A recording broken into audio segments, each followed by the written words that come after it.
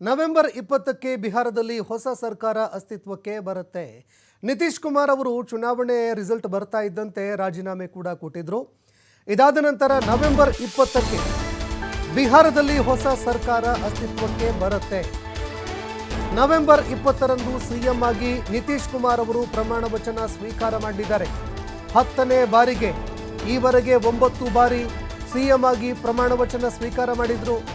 ಈ ಬಾರಿ 10ನೇ ಬಾರಿಗೆ ಮುಖ್ಯಮಂತ್ರಿಯಾಗಿ ಪ್ರಮಾಣ ವಚನ ಸ್ವೀಕಾರ ಮಾಡಲಿದ್ದಾರೆ. ನವೆಂಬರ್ 20ರ ಬೆಳಗ್ಗೆ 11 ಗಂಟೆಯಿಂದ ಮಧ್ಯಾಹ್ನ 12 ಗಂಟೆವರೆಗೆ ಈ ಸಮಾರಂಭ ನಡೆಯುತ್ತೆ. ಸಿಎಂ ಹಾಗೂ ನೂತನ ಸಚಿವರ ಪ್ರಮಾಣ ವಚನ ಸ್ವೀಕಾರ ಕಾರ್ಯಕ್ರಮ ನಡೆಯಲಿದೆ. ಪಾಟ್ನಾದಲ್ಲಿ ಇರುವಂತಹ ಗಾಂಧಿ ಮೈದಾನದಲ್ಲಿ ಪದಗ್ರಹಣ ಕಾರ್ಯಕ್ರಮ ನಡೆಯುತ್ತೆ. ಪ್ರಧಾನಿ ನರೇಂದ್ರ ಮೋದಿ ಅವರು ಸೇರಿದಂತೆ ಹಲವಾರು ಗಣ್ಯರು ಭಾಗಿಯಾಗುವಂತಹ ಸಾಧ್ಯತೆ ಇದೆ. ಇನ್ನು ಪ್ರಧಾನಿ ನರೇಂದ್ರ ಮೋದಿ ಅವರು ಕೂಡ ಈ ಕಾರ್ಯಕ್ರಮದಲ್ಲಿ ಭಾಗಿಯಾಗುವಂತಹ ಸಾಧ್ಯತೆ ಇದೆ.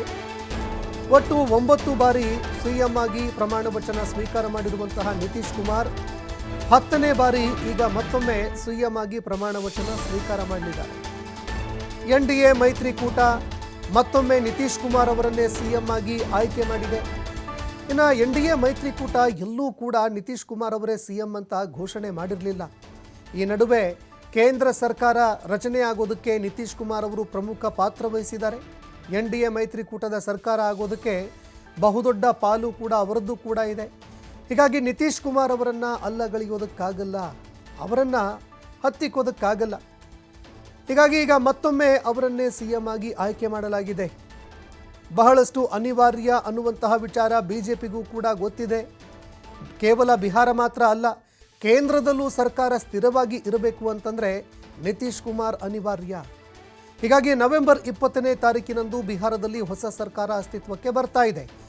ನವೆಂಬರ್ 20ರಂದೇ ಸಿಎಂ ಆಗಿ ನಿತೀಶ್ ಕುಮಾರ್ ಪ್ರಮಾಣ ವಚನ ಸ್ವೀಕಾರ ಮಾಡಲಿದ್ದಾರೆ. ಎನ್ಡಿಎ ಮೈತ್ರಿಕೂಟದ ಸಿಎಂ ಆಗಿ ಪ್ರಮಾಣ ವಚನ ಸ್ವೀಕಾರ ಮಾಡಲಿದ್ದಾರೆ. 10ನೇ ಬಾರಿಗೆ ಮುಖ್ಯಮಂತ್ರಿಯಾಗಿ ಪ್ರಮಾಣ ವಚನ ಸ್ವೀಕಾರ ಮಾಡ್ತಾ ಇದ್ದಾರೆ ನಿತೀಶ್ ಕುಮಾರ್.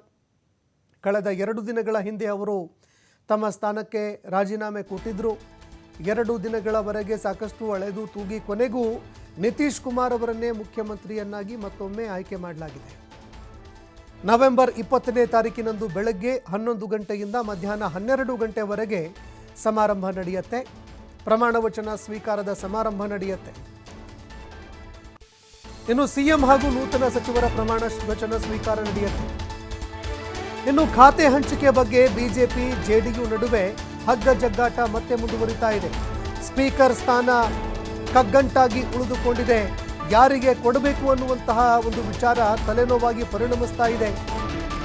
ಇನ್ನು ಕಗ್ಗಂಟಾಗಿರುವಂತಹ ಸ್ಪೀಕರ್ ಸ್ಥಾನ ಈ ಬಾರಿ ಬಿಜೆಪಿಗೆ ಜೆಡಿಯು ಬಿಟ್ಕೊಟ್ಟಿದೆ. ಕಳೆದ ಬಾರಿ ತನ್ನ ಬಳಿಯೇ ಇಟ್ಕೊಂಡಿತ್ತು ಜೆಡಿಯು ಪಕ್ಷ. ಈ ಬಾರಿ ಬಿಜೆಪಿಗೆ ಸ್ಪೀಕರ್ ಸ್ಥಾನ ಬಿಟ್ಕೊಟ್ಟಿದೆ. ಬಿಜೆಪಿಗೆ ಸ್ಪೀಕರ್, ಜೆಡಿಯುಗೆ ಉಪಸಭಾಪತಿ ಸ್ಥಾನ ಸಿಕ್ಕಿದೆ. ಕೊನೆಗೂ 2 ಸ್ಥಾನಗಳು ಫೈನಲ್ ಆಗಿದ್ದಾವೆ. ಆದರೆ ಗೃಹ ಖಾತೆ ಮೇಲೆ ಬಿಜೆಪಿ ಹಾಗೂ ಜೆಡಿಯು 2 ಪಕ್ಷಗಳು ಕಣ್ಣಿಟ್ಟಿದ್ದಾವೆ. ಗೃಹ ಖಾತೆ ತಮಗೆ ಬೇಕು ಅಂತ ನಿತೀಶ್ ಕುಮಾರ್, ಮತ್ತೊಂದೆಡೆ ಬಿಜೆಪಿ ಗೃಹ ಖಾತೆಯನ್ನು ತನ್ನ ಬಳಿಯೇ ಇಟ್ಕೊಳ್ಬೇಕು ಅಂತ ಬಿಜೆಪಿ ಕೂಡ ಇಲ್ಲಿ ಪ್ರಯತ್ನ ಮಾಡ್ತಾ ಇದೆ.